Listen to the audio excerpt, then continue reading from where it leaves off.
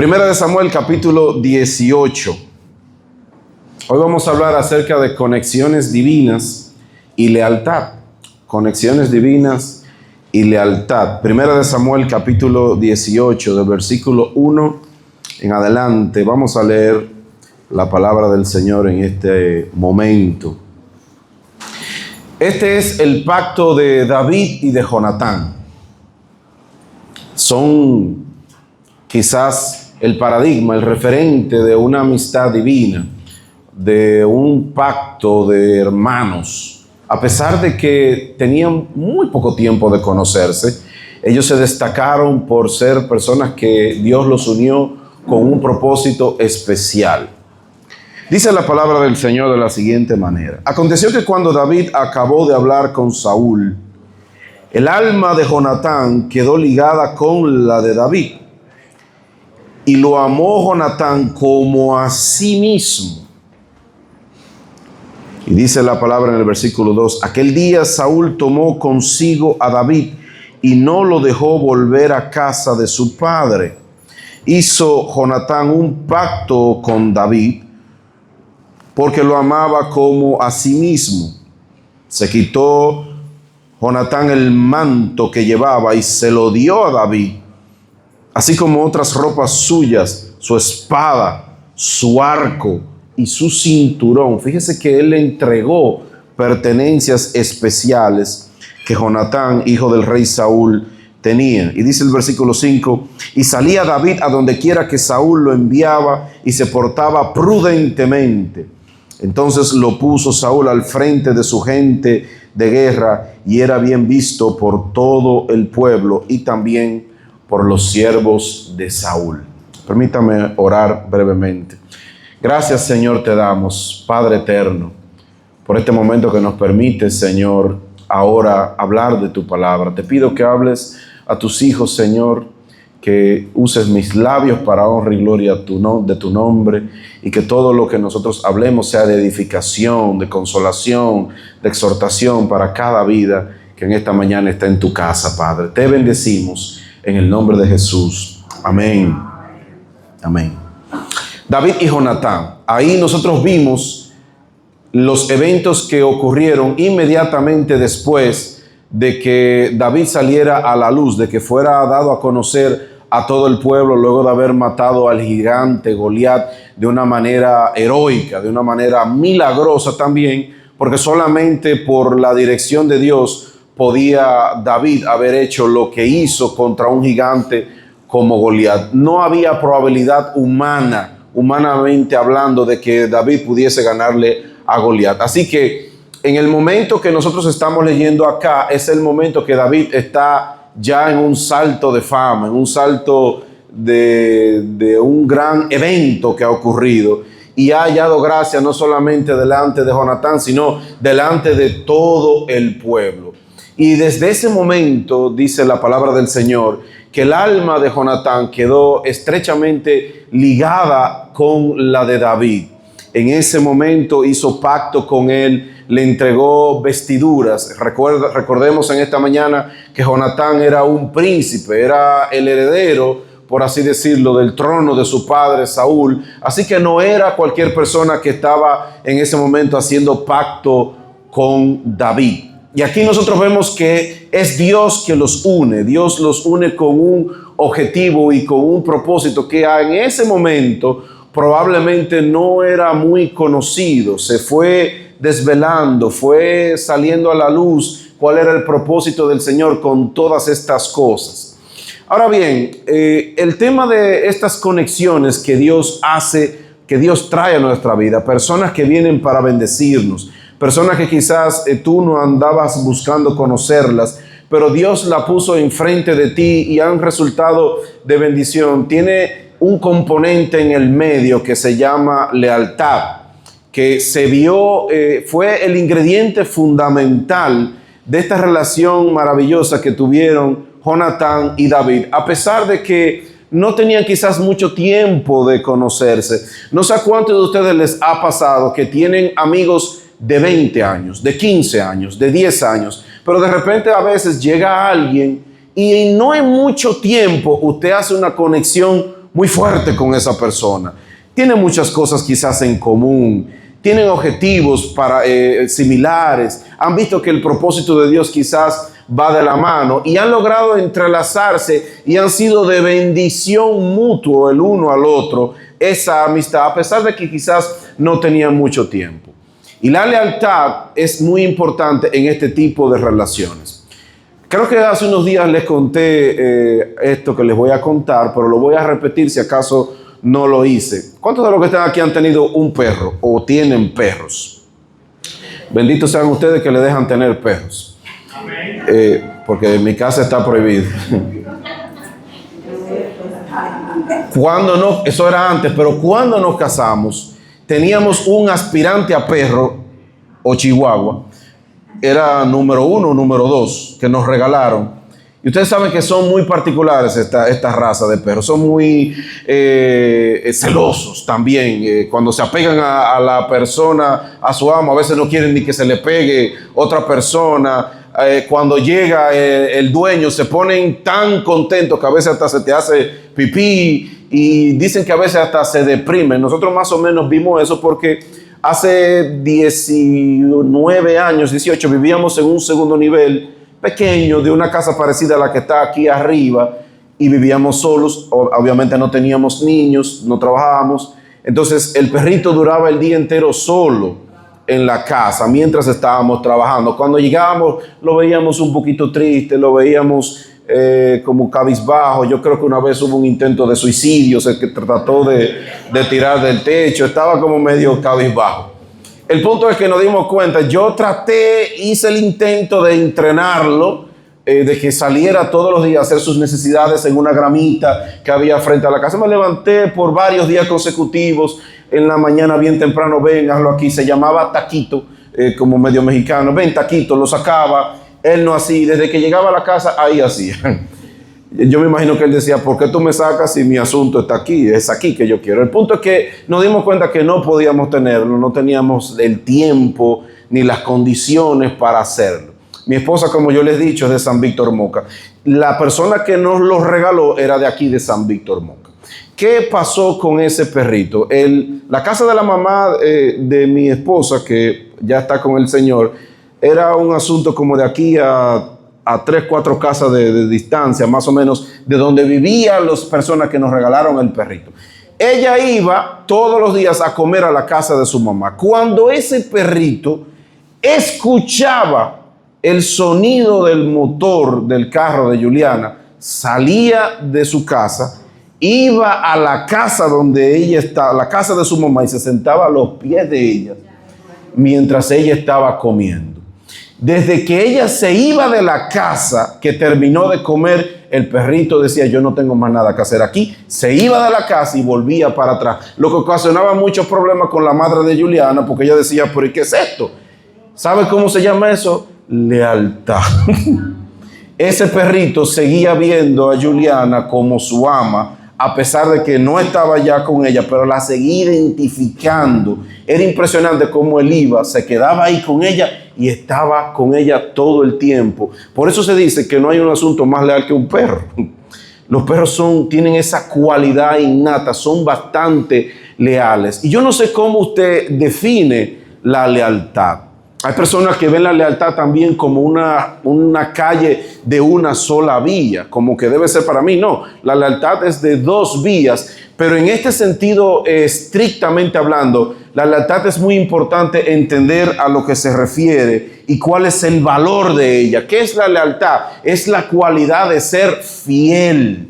Es la cualidad de permanecer verdadero, de permanecer al lado de esa persona a la que se le ha prometido esa fidelidad, no importando las circunstancias. Usted tiene que subrayar ahí esa palabra, no importando las circunstancias. De hecho, la lealtad se mide específicamente cuando las cosas están mal, no cuando las cosas están bien.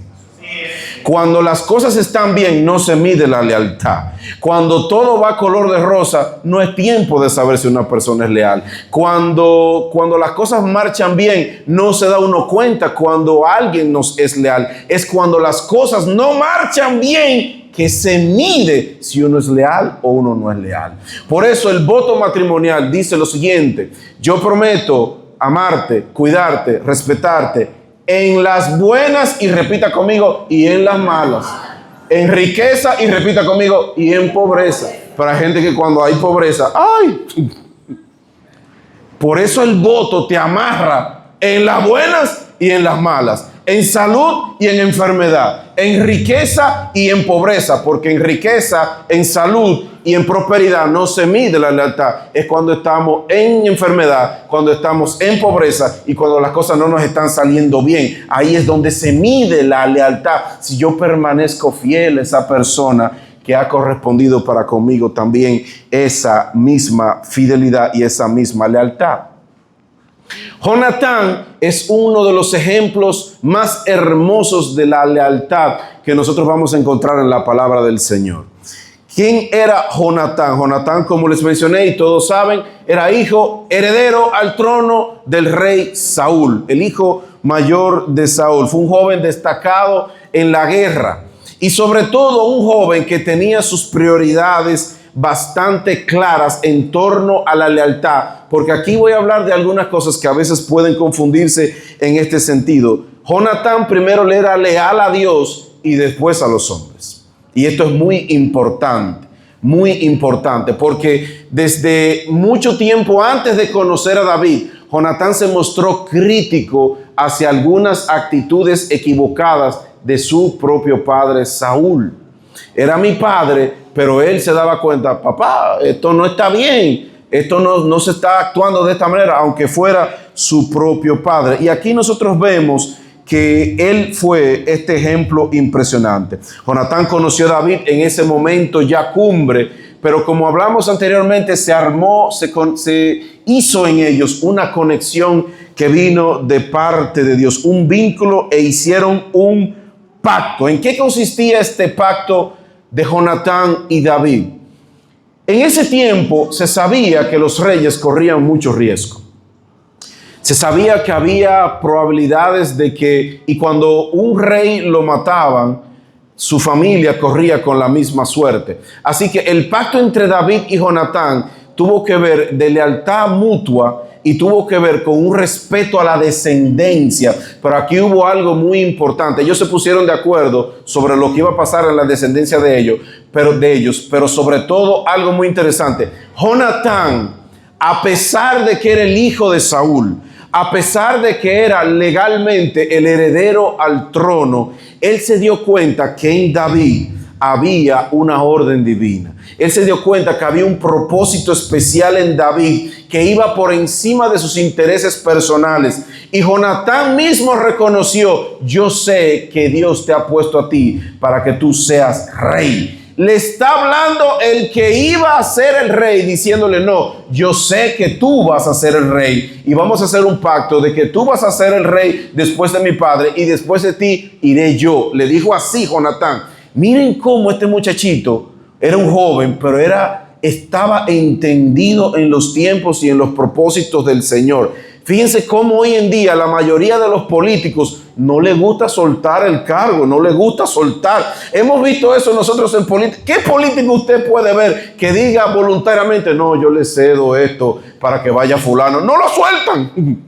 No lo quieren soltar porque les gusta. Sin embargo, aquí nosotros vimos en Jonatán un desprendimiento, porque hubo una conexión divina y él entendió que él era para David un apoyo, un amigo, un soporte especial en un tiempo difícil que le tocó vivir a David, que fue el tiempo de la persecución de su propio padre Saúl. Yo quiero decirte en esta mañana que aún en los tiempos de angustia, de adversidad, de problemas, Dios tiene personas que van a venir a socorrerte. Dios tiene personas que te van a recordar su palabra. Dios tiene personas que te van a dar ánimo. Dios tiene personas que te van a levantar, y que Dios no te va a dejar solo en las circunstancias más difíciles de tu vida. Así como estuvo con David, Dios también está con su pueblo, que nunca lo deja solo en ninguna circunstancia.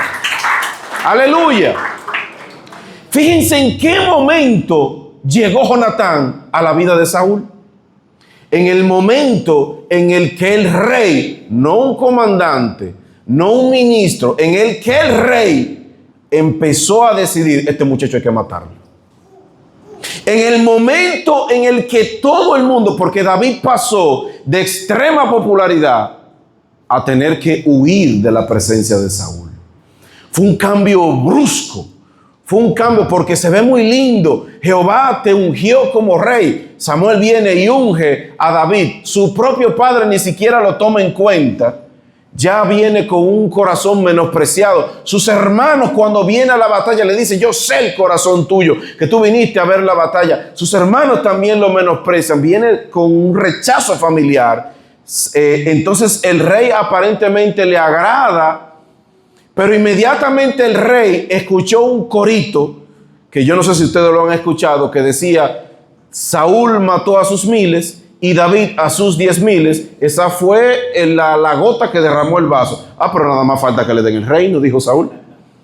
Y a partir de ese momento, Saúl empezó a procurar matar a David, que lo había tomado para que estuviera con él, pero empezó a querer matar a David. Pero Dios no dejó solo a David, sino que le dejó a su lado un respaldo, un amigo que estuviera con él, un amigo que lo ayudara, un amigo que lo fortaleciera. Y ese amigo era nada más y nada menos que el hijo del hombre que lo quería matar. ¿Cómo funcionan las cosas de Dios? A veces usted cree que el diablo anda acabando con todo. No, el diablo no anda acabando con nada. El Rey de Reyes y el Señor de Señores, Jehová de los ejércitos, y Él tiene el control de todas las cosas. Señores, aunque Moisés lo tuvieron que tirar en el río Nilo para salvarle la vida, y a pesar de que estaban matando a todos los niños de Egipto, ¿sabe usted a quién puso Dios a cuidar a su propio hijo? A la madre de Moisés. Luego de que ella lo entregó al río, de una manera milagrosa, Dios la puso a ella a que lo cuidara encubiertamente, obviamente, y hasta que le pagara por cuidar y amamantar a su propio hijo. ¿A quién puso Dios a cuidar y a darle respaldo a David cuando Saúl, el rey, lo estaba tratando de matar? A su propio hijo. A que lo cuidara, a que le avisara: no vayas, que el rey está haciendo esto, ten cuidado por aquí, que Dios está haciendo esto. Y ahí empezó a mostrar una lealtad impresionante. Y ahora yo quiero que usted analice lo siguiente. Aquí es que entra el tema de la lealtad y estamos hablando de una conexión divina. Pero analicemos esto desde el punto de vista de Jonatán. Desde el punto de vista de Jonatán, humanamente hablando, la amistad con David no era conveniente. Desde el punto de vista de la conveniencia humana, de lo carnal, de lo que a Jonatán le convenía como hombre, la amistad con David era una piedra de tropiezo. Era un inconveniente para quizás aspiraciones de él. Pero Jonatán no se estaba guiando por una mera conveniencia humana. Él estaba observando un propósito divino. Y a veces Dios nos va a pasar por situaciones que son humanamente incómodas, pero en esas situaciones humanamente incómodas hay un propósito divino. Porque a través de las luchas y de las pruebas y de las dificultades, Dios tiende a glorificarse en nuestras vidas. Cuando tengamos situaciones difíciles, no veamos solamente lo mal que le estemos pasando. Levantemos nuestras manos al cielo, adoremos a nuestro Padre Celestial y confiemos que algo Dios está haciendo, algo Dios está operando, algo, aunque yo no lo comprendo, Señor, algo tú estás haciendo. Jonatán no pensó solamente en su propio interés. ¿Qué hubiese pasado si el apóstol Pablo dice: ay, esto está muy difícil, no me aceptan donde yo voy a predicar? ¿Qué hubiese pasado con nosotros los gentiles si Pablo hubiese dicho: a mí no me conviene renunciar a todo por predicar al Señor? ¿Qué hubiese pasado si nosotros abortamos cuando alguien nos rechaza por seguir los caminos del Señor? Abortamos ahí mismo también el propósito divino. Jonatán estuvo atento al propósito, a pesar de que humanamente no le convenía. Al primero que no le convenía que David subiera, era él mismo. Era él mismo, porque él estaba renunciando a su derecho a la sucesión del trono por apoyar un propósito divino. ¿Y sabe quién se lo reclamó de una manera fuerte? Su propio padre. Primera de Samuel 20:30, lo voy a leer en NTV, si lo pueden poner ahí en NTV. Primera de Samuel 20:30 dice de la siguiente manera: en un momento de los altercados, cuando Saúl se vio frustrado porque no podía agarrar a David, porque David sabía escondérsele bien, dice la palabra del Señor que Saúl le dijo lo siguiente. Entonces Saúl se puso furioso con Jonatán. ¿Con quién se puso furioso Saúl? Con Jonatán, su hijo. Y le dice: tú estúpido, oigan esto, hijo de la prostituta. Usted sabe qué es lo que se está traduciendo aquí. Lo maldijo de una manera vulgar. Lo maldijo de una manera vulgar. Tú estúpido, hijo de la prostituta. No recuerdo cómo es que la Reina Valera dice, hijo de mala madre o algo por el estilo. Y dice, y lo maldijo. Y dice, ¿acaso piensas que no sé que tú quieres que él sea rey en lugar de ti, para vergüenza tuya y de tu madre? Es decir, Saúl le estaba reclamando a Jonatán: yo sé que tú lo prefieres a él para que sea rey, incluso por encima de ti. Pero ¿qué era lo que Jonatán estaba observando en este muchachito que estaba dispuesto a renunciar a la gloria, a los privilegios, al poder que le iba a conceder el trono? Estaba viendo un propósito, estaba viendo un plan divino, estaba viendo que la unción de Dios estaba sobre este muchacho.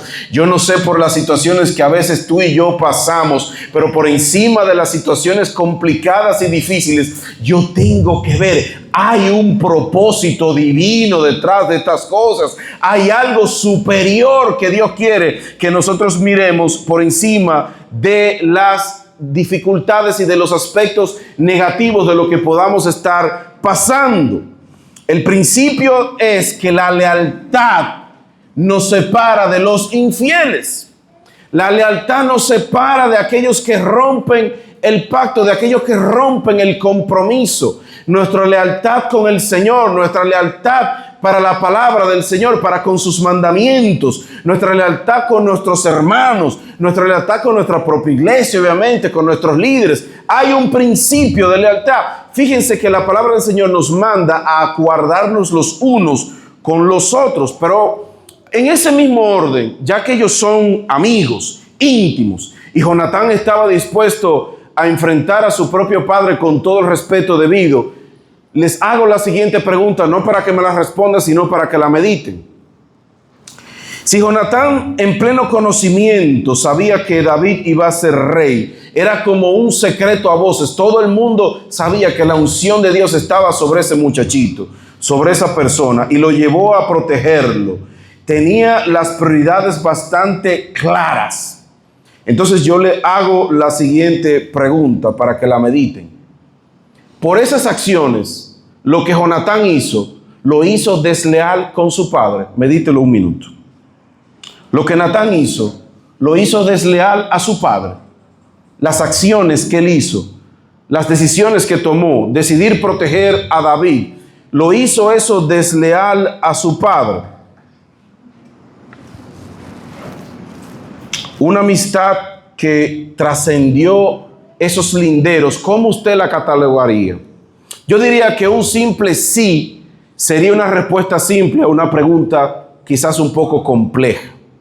Porque lo primero que nosotros tenemos que entender es que Jonatán observó que debía de ser fiel y leal a un propósito mayor antes que a un propósito menor. Es decir, mi primera lealtad, amados hermanos, por encima de padre, por encima de madre, por encima de esposo, por encima de esposa, por encima de trabajo, por encima de gobierno, por encima de todas las cosas, nuestra primera lealtad es para con nuestro Dios y con nuestro Salvador.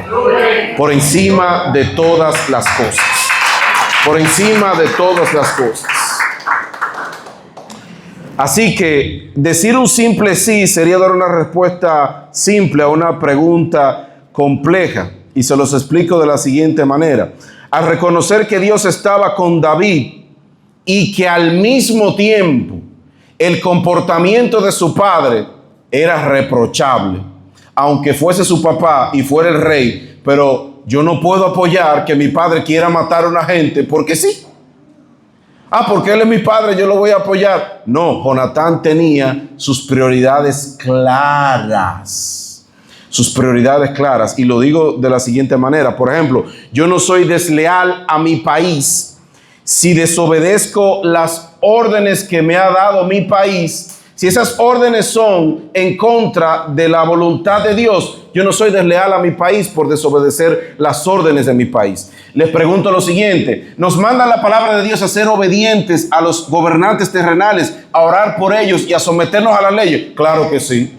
Pero si esa ley me impide a mí adorar a Dios, servirle a Él, entonces hasta ese punto llegó mi lealtad a mi país, a esas leyes específicas que van en contra de la voluntad de Dios. ¿Cómo yo les explico esto? Fue desleal Daniel por negarse a adorar y orar a Dios 3 veces al día, como acostumbraba a hacerlo, solamente porque Nabucodonosor mandó un decreto que decía que nadie podía orar si no era solamente a él. No, Daniel siguió orando a Dios por encima de ese decreto, manifestando que su primera lealtad era para con Dios. Fueron desleales a Dios y a su pueblo los discípulos cuando se negaron a predicar en el nombre de Jesús, cuando les fue prohibido predicar en ese nombre. No fueron desleales, sino que Pedro les dijo: juzguen ustedes qué es mejor, si obedecer a Dios o obedecer a los hombres. Hay que obedecer a Dios por encima de todas las cosas. Les somos leales a nuestras autoridades, oramos por ellos,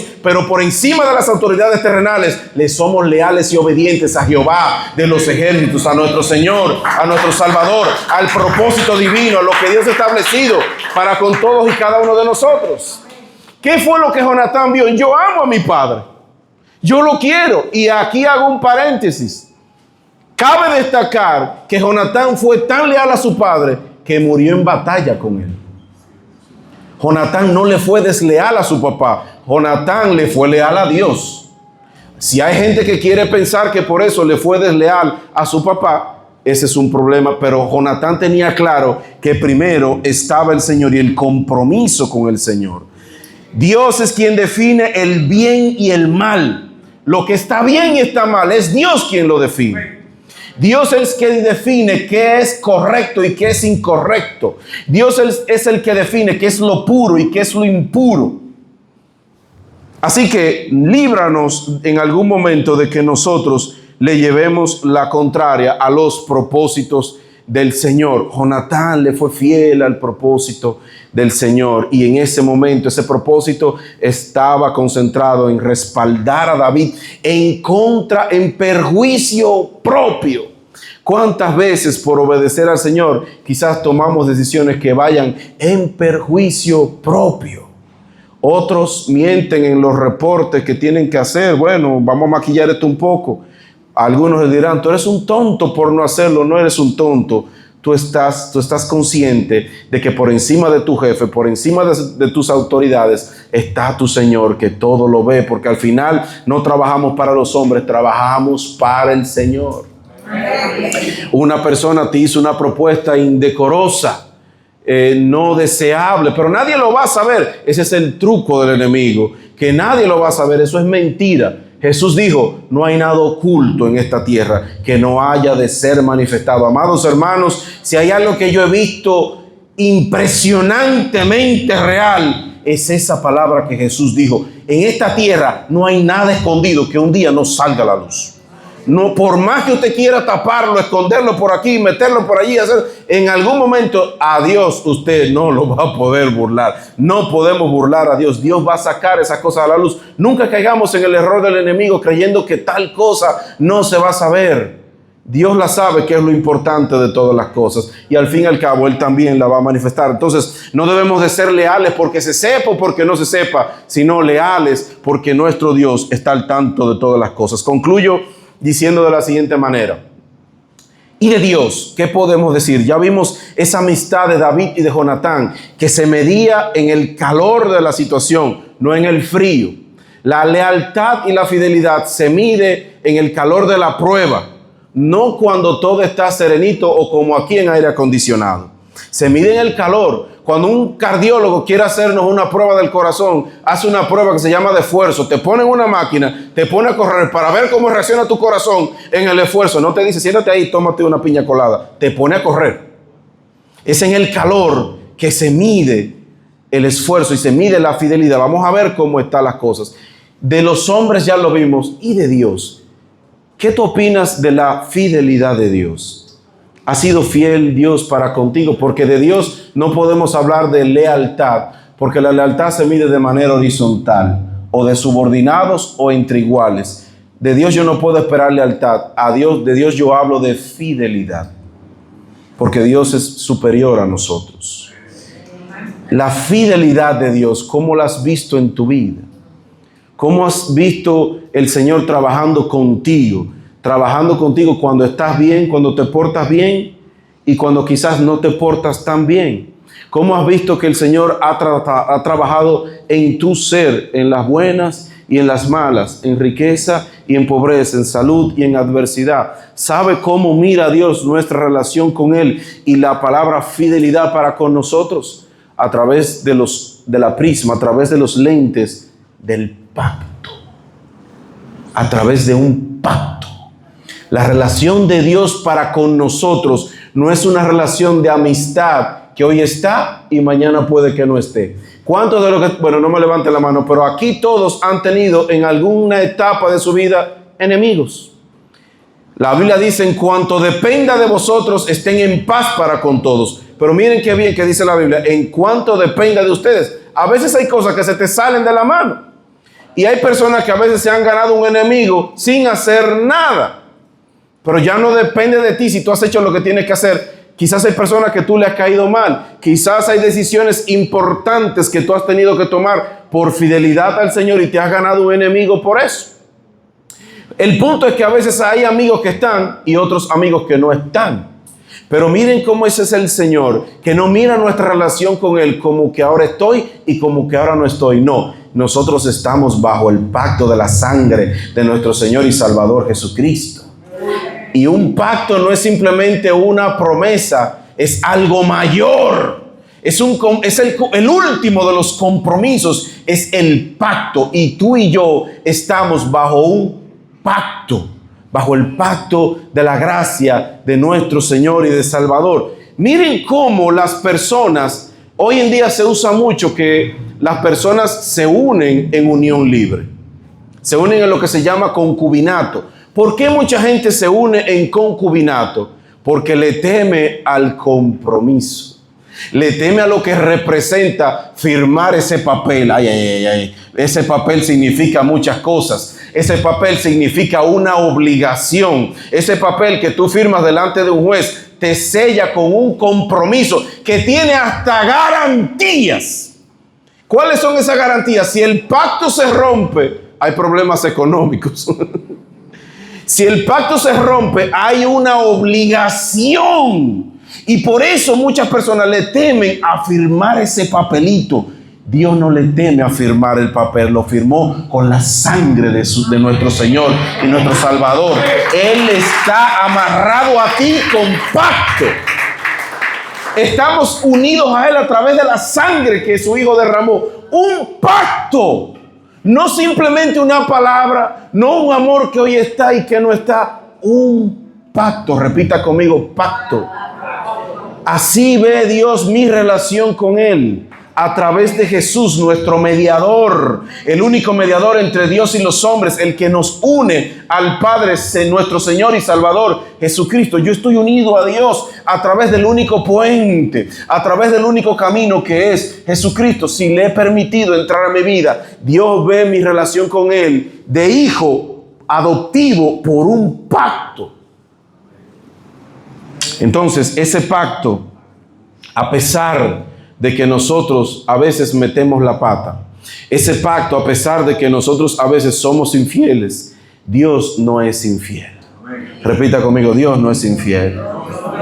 El apóstol Pablo dijo, si nosotros fuéramos infieles, y lo hemos sido, Él permanece fiel, pues Él no puede negarse a sí mismo. ¿Cuántos adoran a Dios? Por su fidelidad, por su fidelidad. Él es fiel. Usted y yo podemos testificar que Dios es fiel. Amados, mírenme acá. ¿Quién pudiera estar aquí en esta mañana si Dios dijera, solamente pueden entrar por esa puerta los que no hayan pecado de 3 días para acá? ¿Quién se atreve a entrar por esa puerta? Vamos a poner un poco más de misericordia. Solamente pueden entrar por esa puerta y adorarme aquí y levantar las manos aquellos que no hayan tenido un mal pensamiento. Vamos a ayudarlo un poco. 24 horas para acá. Solamente ustedes no me pueden entrar por esa puerta. ¿Quién se atreve a entrar? Seguro, yo puedo. ¿Quién de aquí puede tirarle la piedra a la mujer adúltera? ¿Quién le puede? ¿Quién puede lapidarla? ¿Quién puede? Sí, yo puedo. Lo grande de Jesús es que el único que podía tirar la piedra no la tiró. El único que puede acusarnos, Satanás no puede acusarte, porque Satanás está condenado, tiene una condena. Él va para el lago de azufre. Él no puede acusarte. El que puede acusarte es Dios, y ha dado a su abogado para con nosotros, nuestro Señor y Salvador Jesucristo. Amados, Dios es fiel. ¿Cómo terminó la historia de Jonatán y David? Pueden ponerse de pie. Jonatán murió en la batalla con su papá. Jonatán murió luchando al lado de su padre y murió con su padre. O sea que Jonatán le fue leal a su padre hasta la muerte. Posterior a la muerte de Saúl y de su hijo Jonatán, entonces dice la palabra del Señor que los ancianos de Judá buscaron a David y él fue ungido como rey en Hebrón. Y tiempo después, David fue ungido en todo Israel como rey. Y pasado ya muchos años, porque quizás en medio del calor, de la turbulencia del gobierno y de todos los afanes y de las situaciones que tenía que gobernar, pero pasaron varios años, David recordó el pacto que había hecho con Jonatán y mandó a preguntar: ¿ha quedado alguien de la casa de Saúl sobre quien yo haga misericordia? Escuche bien esto. ¿Ha quedado alguien de la casa de Saúl? Y uno de sus siervos les dijo: sí, ha quedado uno, pero vive en Lodebar. Se lo estoy parafraseando. Su historia no ha sido muy bonita. Está tullido de los pies, no camina bien. Lo dejaron caer en medio de una batalla a la edad como de 5 años y no puede caminar bien. Y vive en la tierra del olvido, en la tierra donde nada prospera, en la tierra de la tristeza, en Lodebar. Eso era Lodebar, un lugar malo, un lugar de abandono, un lugar donde no había prosperidad, donde no había vida, por así decirlo. ¿Y saben lo que hizo David? Mandó a buscar a este muchacho que se llamaba Mefiboset, hijo de Jonatán. Les pregunto a ustedes, ¿qué hizo Mefiboset para ganarse el favor de David como rey? Absolutamente nada. ¿Qué hizo Mefiboset para ganarse la bendición de David? Absolutamente nada. Sino que David le dijo lo siguiente, 2 de Samuel 9:6. Cuando ya vino Mefiboset, entonces dice la palabra: y vino Mefiboset, hijo de Jonatán, hijo de Saúl, a David, y se postró sobre su rostro e hizo reverencia. Y dijo David a Mefiboset: he aquí tu siervo. Y le dijo David: no tengas temor. ¿Por qué David le dijo que no tuviera temor? Porque Mefiboset pudiera en su corazón haber dicho: David me mandó a buscar para matarme. Yo soy nieto del hombre que persiguió su vida. Esto era lo último que me faltaba a mí. Me mandó a buscar para ya acabar con toda la descendencia. Él pudo haber pensado eso. Y en cierta medida, humanamente hablando, eso era la costumbre de ese tiempo. Sin embargo, David le dijo: no tengas temor, porque yo a la verdad haré contigo misericordia. Y escuche esto es lo importante: por amor de Jonatán tu padre. por amor de Jonatán tu padre, yo voy a hacer de ti misericordia. Te devolveré las tierras de Saúl tu padre, y tú comerás siempre a mi mesa. Amados, y de vivir en la miseria, de vivir en la tierra del olvido, de vivir en un lugar sin esperanza, pasó a comer en la mesa del rey. No porque él haya hecho algo, sino porque un día su papá hizo un pacto de lealtad. Y el pacto de lealtad, el beneficio de ese pacto de lealtad, lo cosechó él muchos años después. La lealtad cosecha honra. Honra. Honra. Dios honra a los que le honran. Si alguna vez tú has tenido que sacrificar cosas por amor del Señor, no te preocupes, que Dios no es hombre para olvidarse de lo que hemos hecho por Él. Dios honra a aquellos que le honran. Dios sabe bendecir. Dios sabe cuándo necesitamos que llegue esa bendición. A veces nosotros decimos, Señor, es ahora que lo necesito. Tranquilo, tu Padre sabe en el momento que tú lo necesitas. En nuestra humanidad yo hubiera dicho, pero Mefibosé sufrió mucho. Pero Dios sabía en el momento indicado cuando esa bendición tenía que llegar a Mefiboset, porque Dios tenía todo bajo control. Amado, tu vida, tu salud, tus finanzas, tu vida espiritual, tu descendencia, todo está en las manos del Señor. Dios sabe lo que hace. Dios es fiel. Para siempre su misericordia. Vale la pena confiar en Él. A pesar de que a veces todo se vea gris. A pesar de que a veces todo se vea nublado. Tú le sirves al Dios que puede despejar todo. Tú le sirves al Dios que sabe hacer las cosas bien hechas. Mefibosé fue beneficiario de la bendición de su padre Jonatán. Así como tú y yo somos beneficiarios de las bendiciones de Dios, no por nosotros, sino por amor de Cristo Jesús, por amor de nuestro Señor, de nuestro Salvador. ¿Cuánto le dan gracias a Dios por su Salvador, por su Señor, por su Rey? Porque estamos bajo el pacto de la gracia de nuestro Señor, somos beneficiarios de Él. Vale la pena serle fiel a Dios. Vale la pena serle leal a Dios. Vale la pena entregar nuestras vidas y nuestros corazones al Señor. Aleluya.